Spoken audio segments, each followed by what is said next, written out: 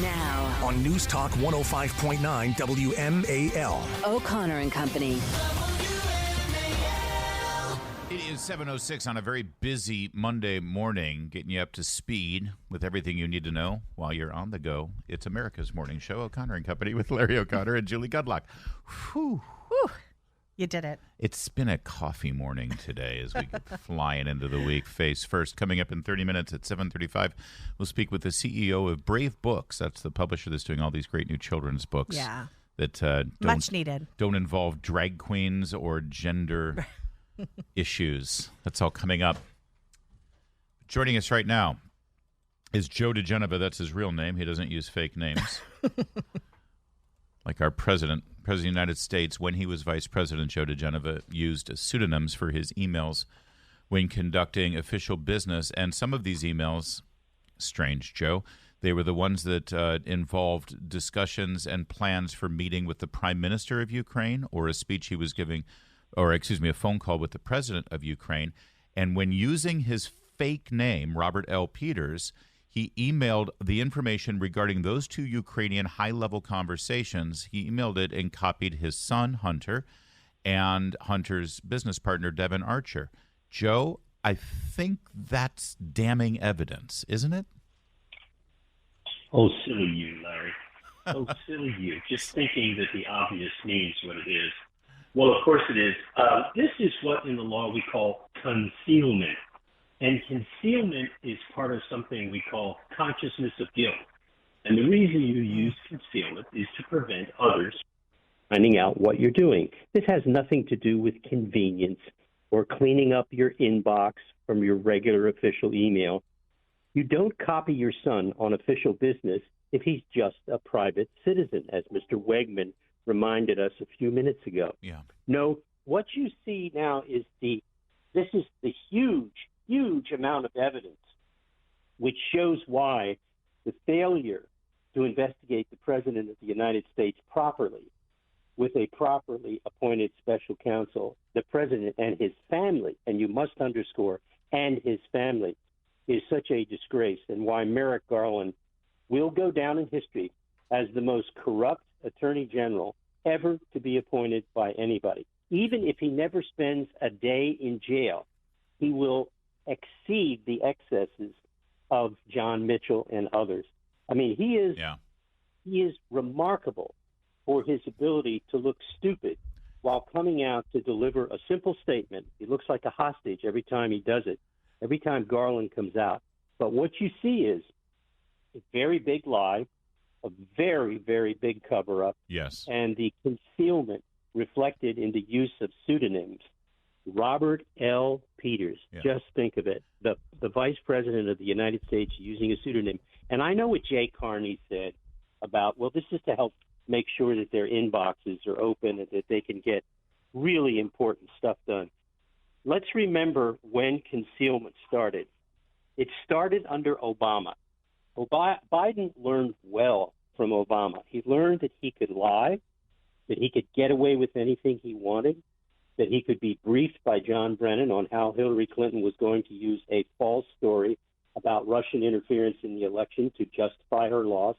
He knew and learned that there was immunity granted by the press corps.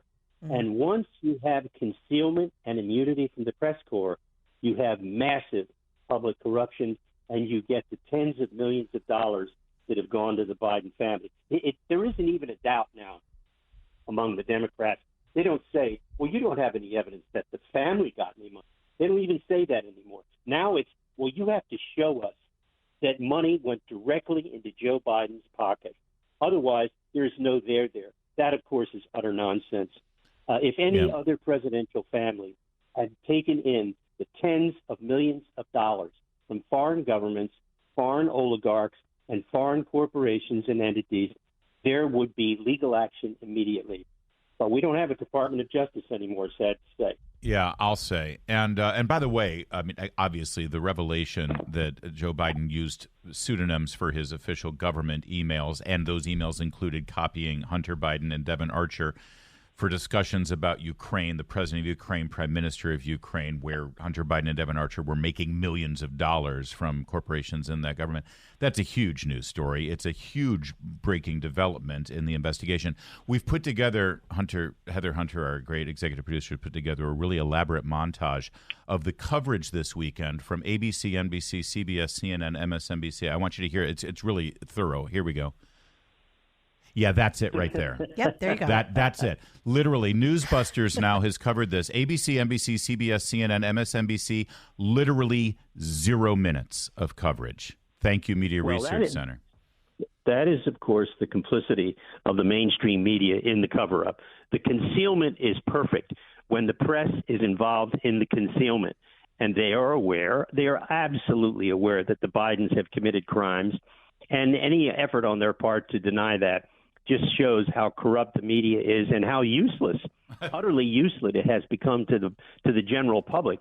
It's very useful to the Bidens and to Garland and to Wray and others who are engaged in this activity, but they are useless to the American people to fulfill their original role under the First Amendment, which is to provide, under the Freedom of Press clause of the First Amendment, vital information to the American people. Instead, they are concealing vital information, and they are a very, very big part of the problem. By the way, if you were a really nasty, mean prosecutor like Jack Smith, and you really were investigating Joe Biden, you would include the press as a co-conspirator. Yeah, that would be great. So, Joe, when are we going to see impeachment? When are we going to see a special? When is Kevin McCarthy going to call Congress back to deal with this? I mean, with this latest revelation, more and more evidence, this Robert L. Peters emails, are we going to see any movement from McCarthy on this? It's hard to say because they appear to be locked in an internal debate among the Republicans in the House about whether or not impeachment will hurt them in their desire to keep the House and take the Senate and win the presidency, or harm them more. It is a very, very difficult calculus for them with a small majority. But their problem is this: if they do nothing, if they do not begin an impeachment inquiry, they will lose their base, and they will definitely lose the House, the Senate, and the presidency. Yeah. Yep, 100%. It's Joe, real simple stuff. Yep. Absolutely. They're worried about losing the majority if they impeach. They will lose the majority if they don't impeach. Yeah. What's the point? Well, otherwise? they don't even have to get to impeachment. What they have to do is they have to get to an impeachment inquiry where they receive and publicize the personal bank records of all the members of the Biden family. At that point, there was going to be an action among the Democrats themselves to stop Biden from running for president. Then you have an Armageddon on the Democratic side. You see that the Republicans are worried about what's going to happen to them. What they have to do is focus their attention on Biden and the Democrats. If they bring out the information through an immediate impeachment inquiry, they don't even have to go to impeachment. Once they get the bank records and they publicize them, which they can do under the House rules, you will then have the ammunition which will tell the Democrats they cannot win with Biden. You see, they think they cannot lose with Biden now. Once all the final evidence is out, they will not be able to win with Biden. And then you get Gavin Newsom. Yeah. Oh, Lord. All right. Well, we'll cross that bridge when we come to it. Joe, can you stay there? Because there was an extraordinary amount of media coverage on one item, and that had to do with this plea deal that David Weiss negotiated, I guess, or at least acquiesced to with Hunter Biden. A lot of revelations from the New York Times, Washington Post, and Politico on that, and I'd love to get your reaction. Can you stick with us one more segment? Absolutely. Hot damn. More Joe diGenova here on this Monday morning. In the meantime, at 7:15, WMAL traffic and weather every 10 minutes. First on the fives. Look at there. It's Jamie Whitten. Hi, Jamie. WMAL. Making sense of the news. Live From the Home Paramount Pest Control Studios. Home Paramount, the leader in pest control since 1939. Miss anything? Don't worry, we've got you covered. Get today's breaking news on the Vince Colonnese Show, weekdays 3 to 6, right here on WMAL.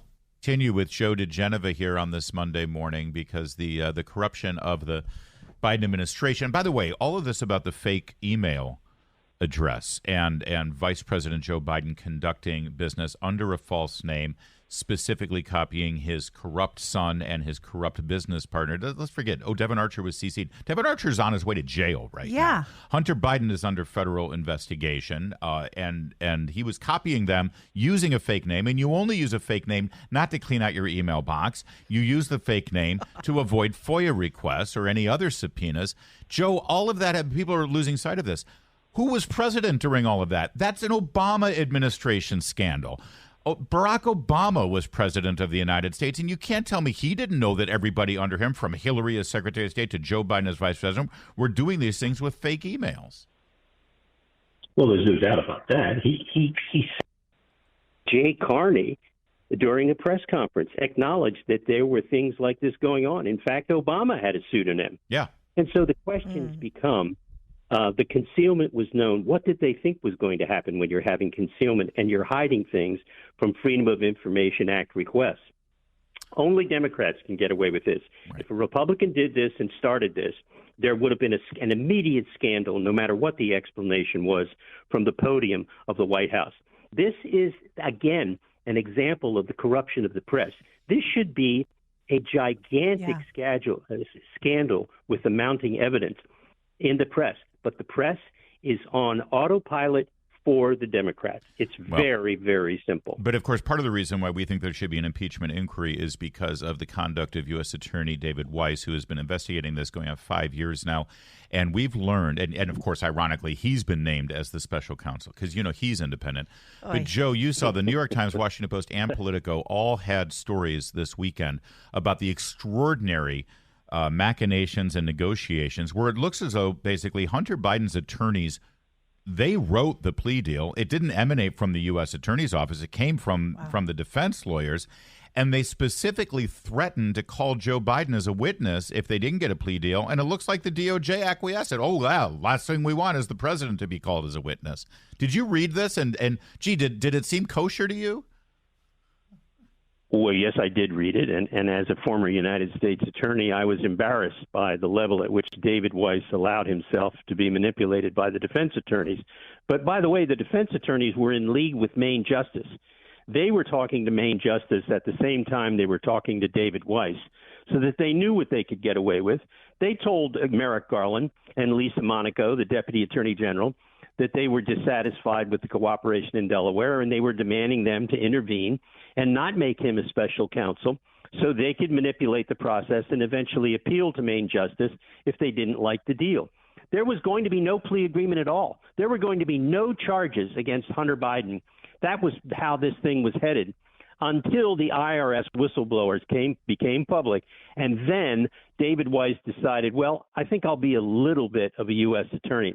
But let's remember, you're sitting in a studio in Washington, D.C., where the United States attorney there, who most people can't name, Matthew Graves, refused to prosecute Hunter Biden for tax crimes, felonies that were committed in the District of Columbia. Mm-hmm. So there you have the complete corruption. If you're David Weiss and Matthew Graves says no, you know what you do?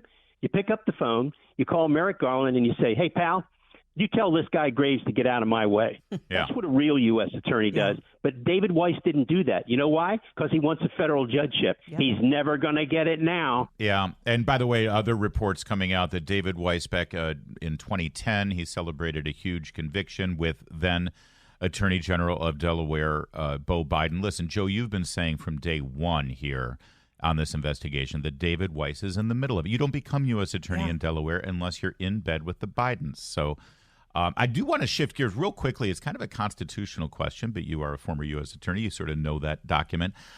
We've got reports now that the Biden administration, after Congress had approved the cost of the border wall, billions of dollars in expenditures, and of course Biden comes in, didn't complete it, they have now auctioned off the supplies, the things that had been purchased by Congress to build the wall. They've auctioned it off for, pennies on the dollar for the sole purpose of preventing the wall from being built, or now it'll be a question of cost to repurchase the supplies.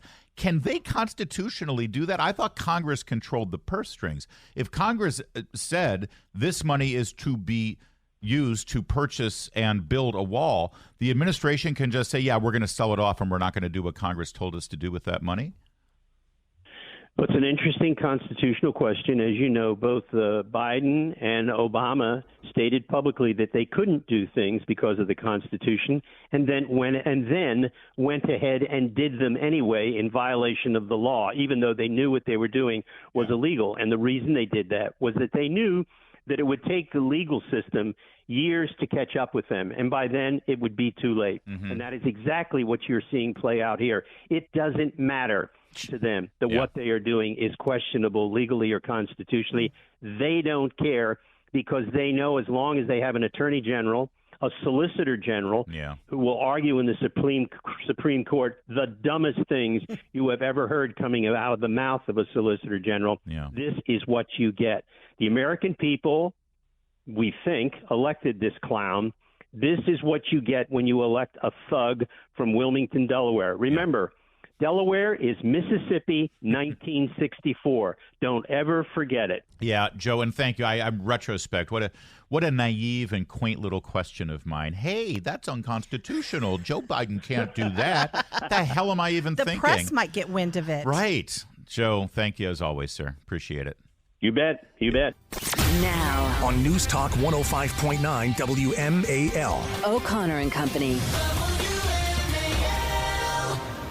7:36 on O'Connor and Company. It's Larry O'Connor with Julie Gunlaw. Good morning. Good morning. Good morning. So we got the debate coming up. Yes. Republican nominees. Yes. Republican candidates wanting to be the nominee for president. Right? Yeah. It's going to be in Milwaukee. You can hear it live here at 9 p.m. right after the great one, Mark Levin. And I'll be on the ground. I'm excited about flying this. in. I'm excited too. We're going to fly in that afternoon, right after the show. Awesome. Doing stuff with the great people at Young America's Foundation, Scott Walker, and the whole team there. And then we're going to be doing the show live from Milwaukee the next morning, sort of the aftermath. It's great. And I'm going to be in the spin room. That'll be I'm very cool. I'm going to be spun. They can't spin Well, I'll be me. listening. And one person who won't be there, who many people, a year ago thought could be a real contender for the Republican nomination. And when I say many people, I mean the people in the green room at CNN. Larry Hogan. They're like, oh, Larry Hogan he's the most popular governor in America, and Larry Hogan, he's going to rescue the Republican Party from itself. And Larry Hogan, well, you remember Larry Hogan realized he had no lane at all. Right. And I also think he stepped aside for his pal Chris Christie to run for the nomination because they're buddies, right? So he said, no, the Republican Party, as long as Trump is running, there's nothing I can do. If I got into the race, it would only help Trump, so I'm not going to do that, and I don't want to help Trump, so he's going his own way, right? That was after, by the way, the day before the Republican primary for governor in Maryland, when he had his own handpicked candidate, Kelly Schultz, instead of campaigning for her that day to try to get her the nomination, he was in New Hampshire. That's right. Right? Yep. He left the Republican Party after 2 terms as a Republican governor of Maryland. He left the Republican Party in shambles. Yes, he did. did. Nothing to help the Republican Party of Maryland. Yeah, and let's just talk about what those last 2 years were. It was COVID, and was Larry Hogan in any way on the national scene defending parents, talking about how outrageous some of Maryland policies were? Bethany Mandel came on the show all the time talking about how Montgomery County was off its rocker. And did we ever hear Larry Hogan defending parents, No. Well, no. The answer is no, except he did spend, I think, upwards to $10 million of state funds to fly in a plane load of tests from South Korea that were useless because we didn't have labs that could use those tests. Yeah. So we had to spend more money to create a lab to use those tests. But by the time that was done, we had tests for free coming out of the Trump administration. And as Vice President Pence said at the time, Larry Hogan probably should have called me because we had tests coming. Instead of looking like he's, on his white but instead, steed he had coming to into the rescue. grandstand, Yes, he had to grandstand. and fly him in from South. Remember the photo op standing in front of the Korean Airlines plane as the tests were brought in? And they were useless. Nobody ever got to use them. But he spent a whole lot of money, and no one ever investigated. Well, that's the Larry Hogan we're talking about.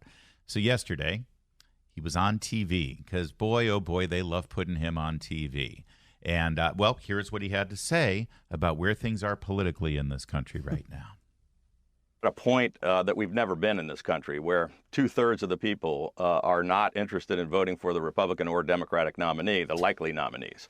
And, an overwhelming majority of people are completely fed up with politics. And he took that to mean that everyone wants a third-party candidate. Yeah. And we hear this all the time. And he thinks that is this new no labels thing is going to happen. Remember he ran an ad last month? If most of the voters don't want A or B, he says, we have an obligation to give them C for the good of the country. I also just love this sort of the equivalency, the moral equivalency he gives to both people being tired of the Republicans and Democrats. Yeah. As if the Republican Party is the big problem here. Look, I'm no necessarily cheerleader for the Republican Party. I think there are a lot of problems. But my God, who's keeping secrets from parents? Who's trying to trans kids and give them surgery to mutilate themselves and making it all totally normal, okay? Who's okay with porn in schools? Who's okay with child trafficking in Virginia, okay? Let's not pretend that the Republicans and the Democrats are equal. While we're at it, who's okay with abortion right up until the moment Who's of birth? okay with ignoring inflation who's and okay the suffering with of hundreds Americans? of billions of dollars to the Ukraine war effort without any who's accountability? okay with our southern accounting? border being a train wreck and a humanitarian mess? Who's okay with our recruitment and our military being at all-time record lows because we don't focus on actually fighting and winning wars anymore? Who's okay with CRT and gender theory in schools? Yeah. Who's okay with all this? Who is fighting against school choice? And apparently, Larry Hogan is okay with all of that. Yes. He is okay with all of that. We need a third Otherwise, third if he really was they keep saying the most popular Republican governor at the time. Well, now actually that's Glenn Youngkin, and Glenn Youngkin recognizes that being a Republican means being a Republican instead of just going out. Larry Hogan has one beef and one beef only with the Republican Party because the Republican Party was just fine for him to get his nomination with. They don't worship and to him. help. And when he was the chairman of the Republican Governors Association. He was able to have a whole lot of money to support his profile and his appearances on television as a Republican governor of the RGA. No, his problem with the Republican Party is Donald Trump. That's it. That's right. And really his problem is not even with Donald Trump. It's with all you unwashed masses who dare to vote for Donald Trump when the choice is Donald Trump or Hillary Clinton or Donald Trump and Joe Biden. So a person who can't vote for Republican Donald Trump against Democrat Joe Biden or Democrat Hillary Clinton, there's a name for them. And it's not a maverick independent. It's a Democrat. Yes. That's what you are. And Larry Hogan was perfectly fine running as a Republican when that's the only way he could get the nomination in Maryland. But now that he's, outside of the confines of Maryland and he has to get a national profile and he knows that he can't go anywhere else with the Republican Party, he's going to run third party. And guess what? The media is going to love it. They'll eat it up.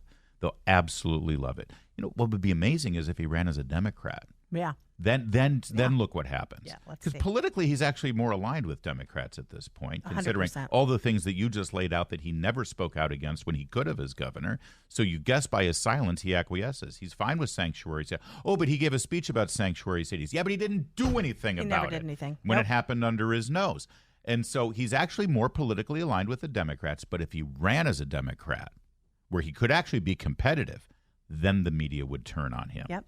This whole no labels, run third yes, party he thing. is exactly the kind of Republican they love. Yep. The media loves. The one that hurts Republicans. Yep.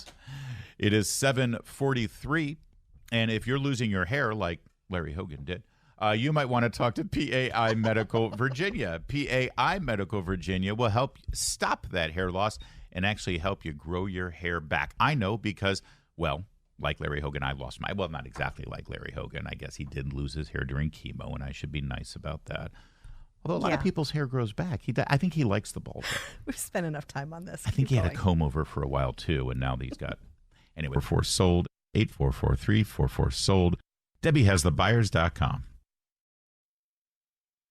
Joining us right now is Trent Talbot. He's the CEO of Brave Books. We told you last week that the Spotsylvania School District had just voted to put Brave Books into the school libraries, and I was told it was controversial. Right. So we better find out what's so Trent Talbot, why are you publishing such controversial children's books down there at Brave? Oh man, I can't help myself. I like to get into trouble. Well, let me see. I guess one of the books that really bothers them is this one called Little Lives Matter. That doesn't sound good. What's that one all about? about the sanctity of life. We had a little baby named Moby was born with one arm, and Culture, the vulture, tries to convince his mama bear, that little Moby's not worth keeping around because she's not going to be able to enjoy her life. And thankfully, little Moby does not listen, or mama bear does not listen to Culture the vulture, and little Moby turns out to be a legend on Freedom Island, one of the most important characters in this universe that we built. I'm sorry, Culture Vulture? Culture the vulture. That is fantastic. So, Trent, this is great stuff, and we've interviewed many of the authors of these children's books over the last several months. Did you have one of those moments where you walked into a kid's book section at a bookstore or at a kid's library and you saw the kind of titles and you're like, what in God's name has happened here to children's publishing? Yeah, basically. I had my first daughter. I was a practicing ophthalmologist, actually, doing cataract surgery for a living, and had my first daughter in the summer of 2020. And so this is like peak COVID craziness, and so she was born, and sort of like whenever you get a new car, you start to see that car everywhere, not because it just starts appearing everywhere. It's just increased in your level of awareness. And yeah, exactly like you said. Walked into a Barnes & Noble. There's that whole display that seems like it's meant to indoctrinate kids. That film Cuties came out. Anti-Racist Baby was the #1 book on Amazon when she was born. It just everywhere I turned, perfect I was seeing storm. this attack on our kids, and for whatever reason, it's just like I couldn't forget it. I was always thinking about it, and then this idea for Brave Books and Freedom Island, which is the world that we've built, and I guess the model of Brave Books, the subscription model, started to come to me. I was like just dreaming about it, and I thought, you know what, I'm gonna go for it. So I left my career as an ophthalmologist and started, and it's been a whirlwind adventure ever since. Phenomenal. Trent, I'd like you to comment on a little bit more on this phenomenon we're seeing where Democrats are actually defending the porn. And it is porn. It's absolute smut. Some of the books that are in our public school libraries, and these are available to kids as young as 12, showing sexual violence, showing incest, showing rape, really abnormal sexual sort of crimes. And that's not it. They also are just very explicit with sexual content. I wonder if you could, because we're seeing Democrats defend this, in fact, sort of passionately defend that these books be available to kids. And again, these are introducing sort of these very confusing sexual concepts to kids as well. If you could comment on that. Well, I know it's very disturbing. I don't quite understand why they defend it. I mean, it's one of those things that's just sick to the stomach. Whenever you see this stuff, everybody gets grossed out about it. Kids are so innocent by nature, and they're the most repulsed by this stuff. Mm-hmm.